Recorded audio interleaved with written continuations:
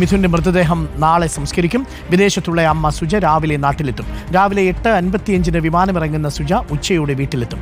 ശാസ്താംകോട്ട താലൂക്ക് ആശുപത്രിയിൽ സൂക്ഷിച്ചിരിക്കുന്ന മൃതദേഹം രാവിലെ സ്കൂളിലെത്തിക്കും. 10 മണി മുതൽ 12 മണി വരെയാണ് പൊതുദർശനം. ശേഷം വിലാപയാത്രയായി മിഥുന്റെ മൃതദേഹം വീട്ടിൽ കൊണ്ടുവരും. വീട്ടിലെ ചടങ്ങുകൾക്ക് ശേഷം വൈകിട്ട് 5 മണിക്ക് വീട്ടുവളപ്പിലാണ് സംസ്കാരം.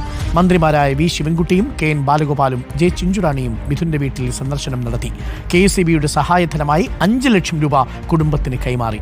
അനുജന്റെ പഠനം വിദ്യാഭ്യാസ വകുപ്പ് ഏറ്റെടുക്കും. നമുക്കിപ്പം ദിലീപുണ്ട്. ദിലീപ്, വീട്ടിലാകെ വേദനിപ്പിക്കുന്ന നിമിഷങ്ങളാണെന്നറിയാം. നാളെ അമ്മ ഒരുപക്ഷെ ഇതിനകം ഈ യാത്രാവേളയിൽ അറിഞ്ഞിട്ടുണ്ടാകും. സമൂഹ മാധ്യമങ്ങളിലൊക്കെ മിഥുൻ്റെ വാർത്തയുണ്ട്. നാളെ ഹൃദയം തകർന്ന നിലയിലായിരിക്കും അമ്മ എത്തുക. നാളെ വൈകുന്നേരമാണ് സംസ്കാര ചടങ്ങുകൾ. പൊതുദർശനം എപ്പോഴാണ്?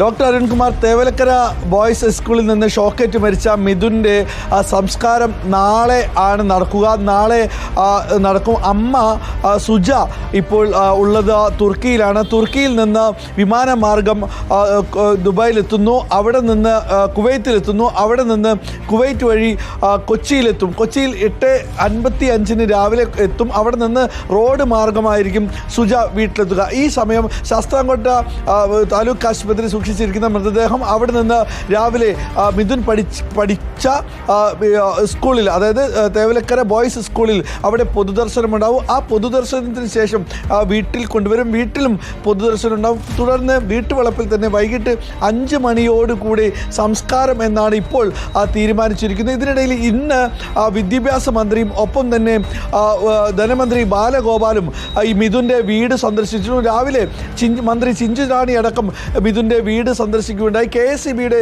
ധനസഹായം 5 ലക്ഷം രൂപ ഇന്ന് മിഥുൻ്റെ കുടുംബത്തിന് കൈമാറുകയും ചെയ്തു. എന്തായാലും ഇപ്പോൾ നാളെയാണ് മിഥുൻ്റെ മൃതദേഹം സംസ്കരിക്കുക. ദിലീപ് ദേവസ്യാണ് വിവരങ്ങൾ നൽകിയത്.